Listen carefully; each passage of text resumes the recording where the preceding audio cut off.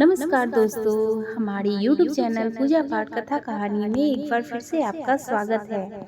आज हम लोग अमावस्या और पूर्णिमा के दो बहनों की कथा को सुनेंगे। तो आइए शुरू करते हैं। अगर आप हमारे चैनल पर नए हैं तो हमारे चैनल को सब्सक्राइब कर लीजिए और बेल आइकॉन भी दबा दीजिए ताकि मैं जो भी कथा या वीडियो डालूं वो आप तक सबसे पहले पहुंच सके। तो आइए शुरू करते हैं अमावस्या और पूर्णिमा दो बहनों की कथा। एक राज्य में एक राजा और एक रानी रहते थे, जिनकी चार संतानें थी, दो लड़के और दो लड़की। एक लड़की का नाम पूर्णिमा तथा दूसरी लड़की का नाम अमावस्या था। पूर्णिमा घर के कामों में निपुण थी और घर का पूरा काम करती थी और भगवान की पूजा अर्चना भी किया करती थी। इसके अतिरिक्त वह गौ माता की सेवा भी किया करती थी। और उसकी दूसरी बहन अमावस्या ना ही घर का कोई काम करती थी, ना ही भगवान की पूजा अर्चना करती थी और ना ही गौ माता की सेवा करती थी। पूर्णिमा सर्वगुण संपन्न थी, फिर भी राजा और रानी अपने दोनों बेटों तथा पुत्री अमावस्या को ही प्यार करते थे और वह पूर्णिमा से प्यार नहीं करते थे, उसके साथ भेदभाव करते थे। राजा के चारों पुत्र और पुत्री धीरे धीरे बड़े हो गए। जब वे बड़े हो गए, राजा ने अपने दोनों पुत्रों का विवाह योग्य कन्याओं के साथ करा दिया।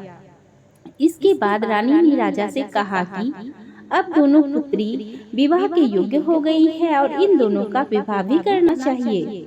लेकिन पुत्री अमावस्या का विवाह किसी बड़े खानदान में कराना और पूर्णिमा का विवाह किसी गरीब परिवार में कराना, क्योंकि पूर्णिमा को केवल भगवान की पूजा पाठ करना ही पसंद है और गाय की सेवा करना पसंद है।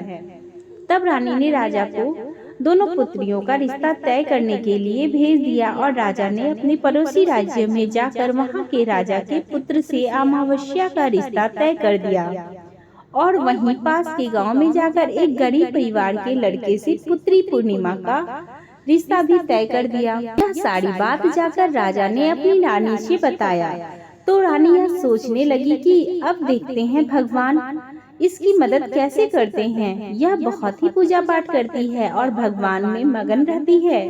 पूर्णिमा का भाई और उसकी भाभी पूर्णिमा से बहुत प्यार करते थे, क्योंकि पूर्णिमा उनके घर के कामों में उनका साथ देती थी और कामों में उनका हाथ बटाती थी।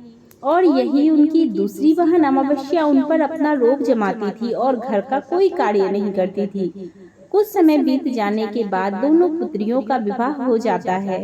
राजा और रानी विवाह के बाद अपनी दोनों पुत्रियों को विदा करते हैं। विदाई देते समय राजा और रानी पुत्री अमावस्या को बहुत सारा धन और दौलत देकर विदा करते हैं और पूर्णिमा को भी कुछ भी नहीं देते, खाली हाथ अपने घर से विदा करते हैं। इसके बाद दोनों बहनें अपने अपने ससुराल को चली जाती है। कुछ दिन बीत जाते हैं और एक दिन अमावस्या अपने घर पर शिव जी की कथा रखती है, जिसमें वह सभी गांव वालों को निमंत्रित करती है और अपनी बहन पूर्णिमा को नहीं बुलाती। जब गांव के सभी औरतें अमावस्या यहाँ आती हैं तो यहाँ सब दृश्य पूर्णिमा अपने घर के दरवाजे के बाहर बैठकर देख रही होती है। तब वहाँ से गुजर रही औरतें पूर्णिमा से कहती है कि तुम्हारी बहन के यहाँ शिव जी की कथा रखी है, क्या तुम नहीं चलोगी? पूर्णिमा ने कहा, मुझे निमंत्रण नहीं आया है तो मैं नहीं जा सकती। सभी गांव की औरतों ने पूर्णिमा से कहा, बुलाया नहीं तो क्या हुआ, भगवान शिव की कथा है, तुम हमारे साथ चलो। गांव की सभी औरतों की बात मानकर पूर्णिमा भी उनके साथ भगवान शिव की कथा में अमावस्या के घर चली जाती है। जब अमावस्या की नजर पूर्णिमा पर पड़ती है तो वह कहती है कि तुम यहाँ कैसे चली आई, मैंने तो तुम्हें बुलाया नहीं था। खैर कोई बात नहीं, अब तुम आ गई हो तो चुपचाप बैठी रहना। और यह कहते हुए अमावस्या ने पूर्णिमा की गरीबी का भी मजाक उड़ाया और पूर्णिमा की आंखों में आंसू आ गए और तो रोते रोते मन ही मन में पूर्णिमा भगवान शिव से विनती करती है, हे भगवान, क्या पूजा पाठ करना गलत है? गौ माता की सेवा करना गलत है? आखिर मेरी गलती क्या है? आप मुझ पर अपनी कृपा दृष्टि कब बनाएंगे? पूर्णिमा बार बार भगवान शिव से यही कहती रहती। इतने में शिव कथा पूरी हो जाती है और अमावस्या भगवान का प्रसाद बांटने लगती है। वह सभी लोगों को प्रसाद देती है, लेकिन पूर्णिमा को वह प्रसाद नहीं देती है। पूर्णिमा बिना प्रसाद के ही अपने घर लौट आती है। रास्ते में वह यह सोचते हुए चलती है कि यदि बच्चे उससे कथा का प्रसाद मांगेंगे तो वह उन्हें क्या जवाब देगी। उसने सोचा था कि वह अपने मायके, अपने भाई और भाभी के यहाँ जाएगी और वहाँ जाते हुए वह बच्चों के लिए कुछ लेकर जाएगी। ऐसा सोचते हुए वह अपने घर वापस लौट आई। घर वापस लौटकर आने के बाद वह अपने पति और बच्चों से कहती है कि वह अपने मायके जा रही है। पति ने कहा ठीक है, और कुछ समय के बाद पूर्णिमा अपने मायके के लिए रवाना हो गई। चलते चलते रास्ते में एक चबूतरा आया जिस पर तुलसी का पौधा लगा था। उस चबूतरे पर एक बूढ़ी अम्मा बैठी हुई थी। वह कोई और नहीं, साक्षात तुलसी माँ थी। उस बूढ़ी माता ने पूर्णिमा से कहा, बिटिया तुम कौन हो और कहाँ जा रही हो? पूर्णिमा अपना परिचय देती है। परिचय देने के बाद बूढ़ी औरत ने पूर्णिमा से कहा कि यहाँ तुलसी का पौधा सूख रहा है, इसमें थोड़ा सा पानी डाल दो और इस चबूतरे को साफ सफाई कर दो, जिससे कि मुझे थोड़ी ठंडक मिलेगी।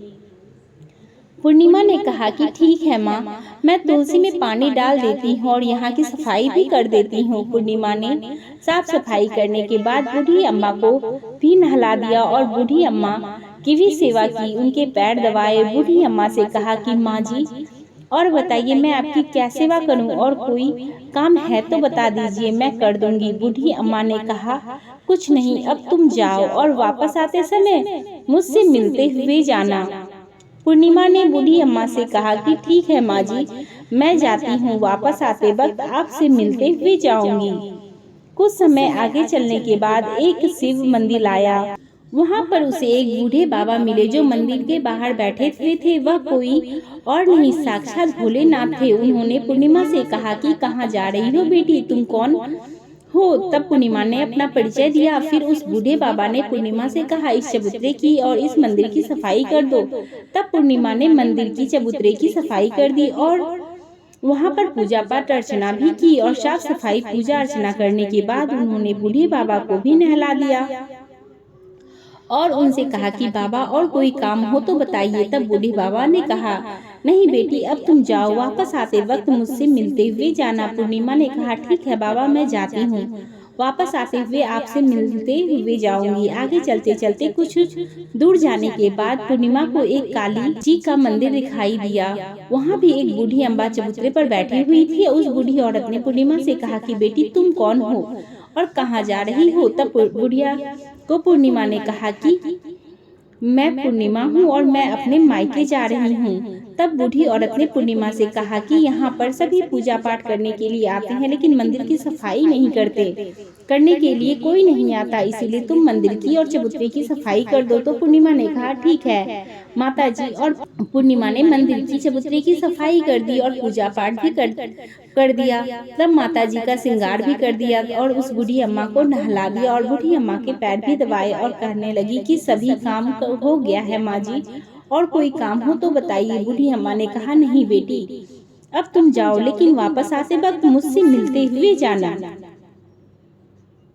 पूर्णिमा कहती है ठीक है, और वह आगे चली जाती है। आगे चलते चलते एक नदी आती है। वहाँ पे एक बूढ़ी अम्मा बैठी रहती है और उसने भी पूर्णिमा ने अपना परिचय दिया। बूढ़ी औरत ने पूर्णिमा से कहा कि नदी का स्नान करने तो यहाँ पर सब लोग आते हैं, लेकिन यहाँ की सफाई कोई नहीं करता, इसीलिए तुम इस किनारे का साफ सफाई कर दो। पूर्णिमा कहती है ठीक है माँ जी, वहाँ की सफाई कर दी और उस बूढ़ी अम्मा के पैर भी दबाए और कहती है कि माँ जी और कोई काम हो तो बताइए। बूढ़ी औरत कहती है कि तुम बहुत अच्छी हो, अब कोई काम नहीं है, तुम जाओ, लेकिन लौटते वक्त मुझसे मिलती हुई जाना।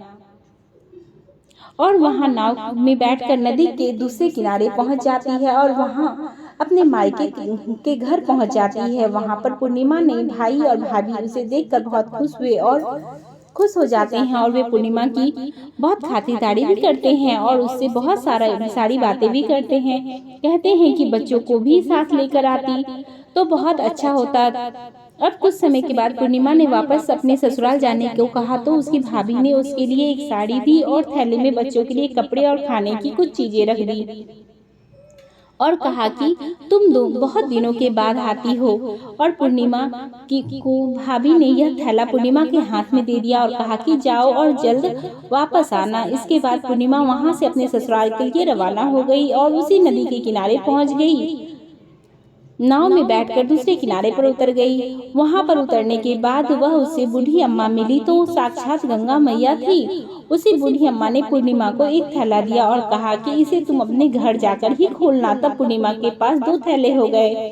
उन्हें लेकर पूर्णिमा वहां से रवाना हुई। आगे कुछ दूर चलने पर काली माँ का मंदिर आया। वहां पर काली माँ बूढ़ी माँ के रूप में विराजमान थी। उसने कहा आ गई बेटी पूर्णिमा। पूर्णिमा ने कहा हाँ माँ जी मैं आ गई।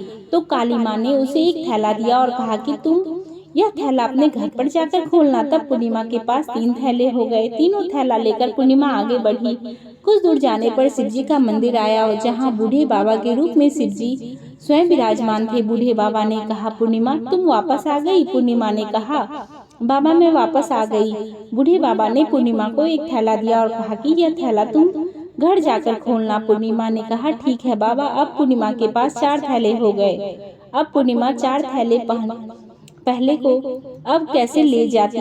उसने एक पुरानी साड़ी निकाली और उस सभी थैले को एक गट्ठर बना लिया और सिर पर रखकर वहां से रवाना हो गई। कुछ दूर जाने के बाद उसे तुलसी माँ बूढ़ी के औरत के रूप में मिलती है और कहती है पूर्णिमा तुम आ गई। पूर्णिमा कहती है हाँ माँ जी मैं आ गई। वह बूढ़ी औरत ने भी एक थैला दिया और कहा कि यह थैला तुम अपने घर पर जाकर खोलना। पूर्णिमा कहती है कि ठीक है माँ जी। अब पूर्णिमा के पास 5 थैले हो गए।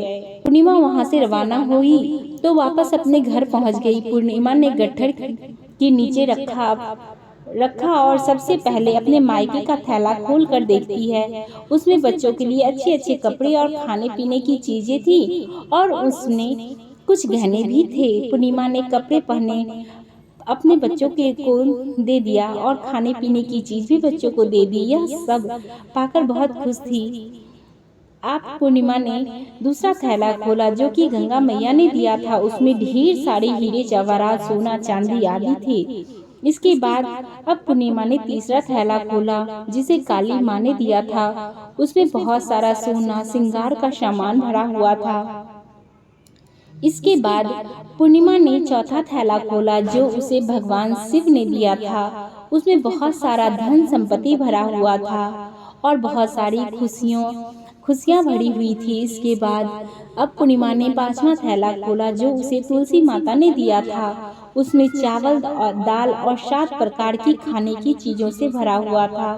अब पूर्णिमा के घर में किसी भी चीज की कमी नहीं थी। उसका घर धन्य धान्य से भरा हुआ था और परिपूर्ण था। तब पूर्णिमा और उसका परिवार सुख में जीवन व्यतीत करने लगे। अब पूर्णिमा के मन में विचार आया कि क्यों न शिव जी की कथा कराई जाए और शिव जी की कथा में एक कार्यक्रम रखा जाए। पूर्णिमा ने गांव के सभी लोगों को निमंत्रण दिया और घर घर जाकर सभी लोगों को बुलाया।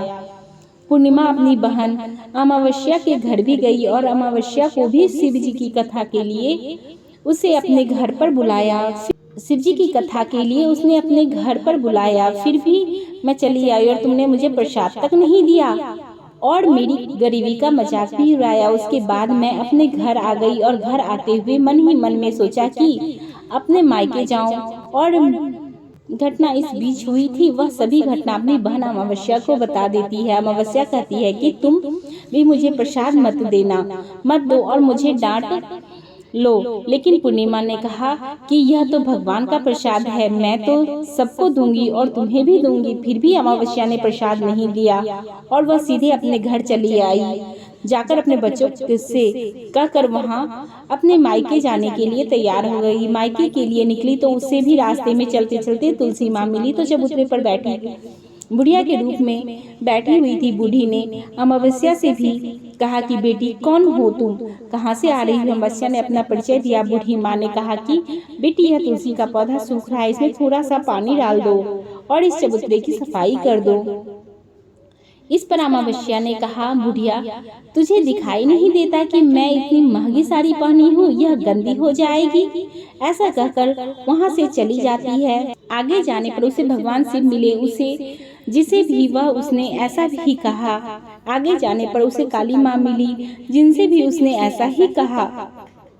फिर उसे गंगा माँ मिली, उसे भी उन्होंने उस अमावस्या ने ऐसा ही जवाब दिया। तब नाव में बैठ गई और नाव में फूली की जगह कांटे भरे थे जो उसके पैरों में चुभ गए। किनारे पर उतरकर वहां अपने मायके चली गई। वहां उसे उसकी भाभियों ने तथा भाइयों ने देखा तो मन ही मन में कहने लगे कि काम की न काज की, 2.5 मन अनाज की।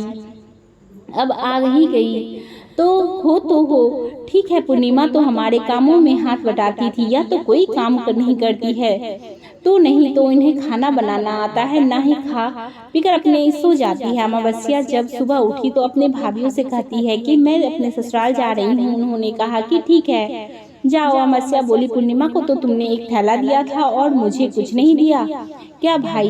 भाभी ने कहा कि तुम घर जाओ, थैले तुम्हारे घर पहुंच जाएंगे। फिर अमावस्या वहां से निकल गई और नदी के किनारे पर पहुंची तो गंगा माँ बुढ़िया की औरत का रूप धारण करके बैठी हुई थी। बूढ़ी माँ ने कहा कि आ गई बेटी? तो उसने कहा कि मैं आ गई। अमावस्या ने कहा तुम्हें पूर्णिमा को एक थैला दिया था और मुझे नहीं दोगी क्या? बूढ़ी अम्मा ने कहा तुम घर जाओ, थैला तुम्हें घर पहुंच जाएगा। इसके बाद आगे चलने पर उसे काली मैया मिली, जिसने भी अमावस्या को यही कहा कि घर जाओ, तुम्हें थैला वहीं मिल जाएगा। शिव जी भगवान का मंदिर आया, जिसमें भगवान ने अमावस्या से यही कहा कि घर जाओ, तुम्हें थैला वहीं मिल जाएगा। तुलसी माता ने भी उसे यही कहा कि तुम घर जाओ, तुम्हें थैला पहुंच जाएगा घर पे। अमावस्या अपने घर पहुंची तो आंगन में देखा कि वहां पर 5 थैले पड़े हुए हैं। अमावस्या ने मन ही मन सोचा कि अब तो मेरे पास बहुत सारा धन और दौलत आ गया है। जल्दी से उसने उस थैले को खोला। किसी में मिट्टी था तो किसी में पत्थर, किसी में कंकर और किसी में कोयला। उसके मायके से भी कुछ भी नहीं मिला था। इन थैलों में से कुछ भी नहीं था। अमावस्या दौड़ती हुई पूर्णिमा के घर गई और कहती है कि तुम्हें तो इतना सब कुछ मिला था, मुझे तो कुछ भी नहीं मिला, आखिर क्यों? तो पूर्णिमा ने कहा कि जब मैं अपने मायके जाती हूँ तो अपने भाभियों के साथ उनके कामों में हाथ बटाती हूँ, उनके साथ मिलकर काम करती हूँ, लेकिन तुम ऐसा नहीं करती, उनकी इज्जत भी नहीं करती, इसीलिए वह तुम्हें भला क्या देंगे। इसके बाद तुमने गंगा मैया को ठुकरा दिया और काली माँ को भी ठुकरा दिया और भगवान शिव को भी तुमने ठुकरा दिया, इसीलिए उन्होंने भी तुम्हें कुछ नहीं दिया।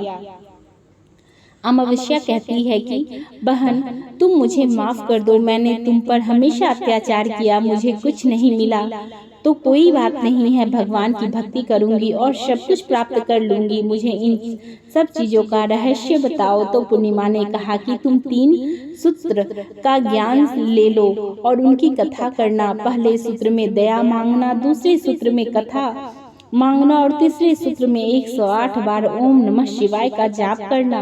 बहन भगवान ने यह सूत्र दिए हैं, उनको अपने हृदय में बसा लेना। मैंने भी यह 3 सूत्र अपने जीवन में अपनाए हैं और सच्चे मन से भगवान की भक्ति पूजा पाठ की है। फिर भगवान ने मुझे यह सब कुछ दिया है और तुम्हें वापस जो कुछ था वह भी सब खत्म हो गया है। इसके बाद अमावस्या ने अपने घर गई और भगवान की पूजा पाठ करने लगी। भगवान शिव ने से उसने माफी मांगी और गौ माता की सेवा भी की और दूसरों की मदद भी करने लगी। इसी के साथ यह अमावस्या और पूर्णिमा दोनों बहनों की कथा यहीं पे समाप्त होती है। अगर आपको हमारा यह वीडियो पसंद आए तो एक लाइक जरूर कर दें। आपका एक लाइक हमारे लिए बहुत ही महत्वपूर्ण है। धन्यवाद।